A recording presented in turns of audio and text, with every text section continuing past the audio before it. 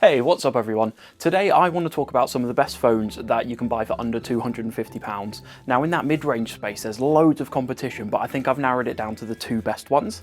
The Oppo A54 5G and the Samsung Galaxy A32 5G, and here are the reasons why I think these two will be the best options for you. So first up, the most important features of both of these phones, the quad 48 megapixel cameras. So they're a very similar setup. The main difference is that the Samsung has an extra 5 megapixel macro lens, whereas the Oppo has a 2 megapixel macro lens.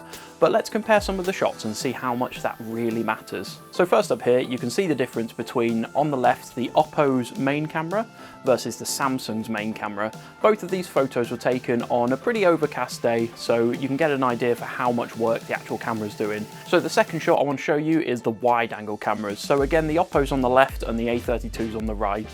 On that sort of overcast day, you can see that they're both doing really well, but I think the Samsung edges out slightly in this category. So this next one, the third pick, is the zoomed in pick.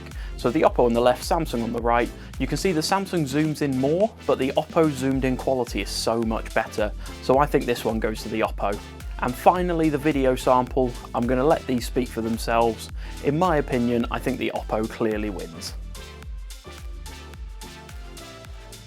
So next up, let's look at the thing that you look at most on the phone, the screen. So they're both 6.5-inch screens, but there are some differences. So in the Oppo, it's definitely a better display. It's a 1080p display over the Samsung 720p display, so it's a higher resolution. It's also 90 Hz refresh rate, so the same as the new Google Pixel 6.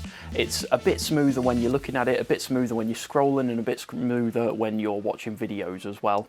Whereas the Samsung's is still that old 60 Hz display, so not bad by any means, just you get a bit more money for your Oppo. So next up, people are using their phones more and more to pay for stuff. Now, the Oppo doesn't have NFC, so it can't do Google Pay or anything like that, whereas the Samsung does, which is definitely a tick to the Samsung. But if you shop online a lot, which a lot of us do on our phones, you get a feature called payment protection in the phone manager of Oppo's, which means when you go to pay online, Oppo will protect your card details and protect your payments when you're paying for stuff online. Now let's look at some of the similarities between these phones, because there's quite a lot. They both have a 5000 mAh battery, they both have side-mounted fingerprint scanners, they both have 64 GB of storage and 4 GB of RAM, which means the battery's going to last for around 2 days-ish, depending on how you use the phone. They've got plenty of storage, both can upgrade via a micro SD card as well. You've also got that 4 GB of RAM, so it's plenty fast along with their processors too, so you're not going to have to worry about speed even when you are playing games and stuff like that on your phone. What's great about these phones is that they're both 5G, so you get great 5G quality service if that's available in your area. So both of these phones are under that £250 price mark. You've got the Oppo coming in at about £215, and you've got the A32 that's right up there at £250. So to me, these phones are very evenly matched. For my personal use, I watch a lot of videos on my phone, I like to play a lot of games and I use the camera a lot, so I would probably go for the Oppo myself, but the Samsung is a really strong choice too. So full disclosure, we are O2's largest business partner in the Northwest, but we get no kickbacks from Oppo or Samsung for these video reviews.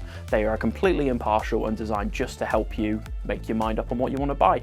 And if you click the link in the description below to find one of our stores, if you're in the northwest of England, you'll get either £20 off the upfront cost of your phone or £20 off an accessory if you just pop in and show them this video. So I hope this helpful buying guide has helped you make your mind up for your next device choice. And if you've got any questions, leave them in the comments below. My name's Billy, and I'll see you next time. Bye.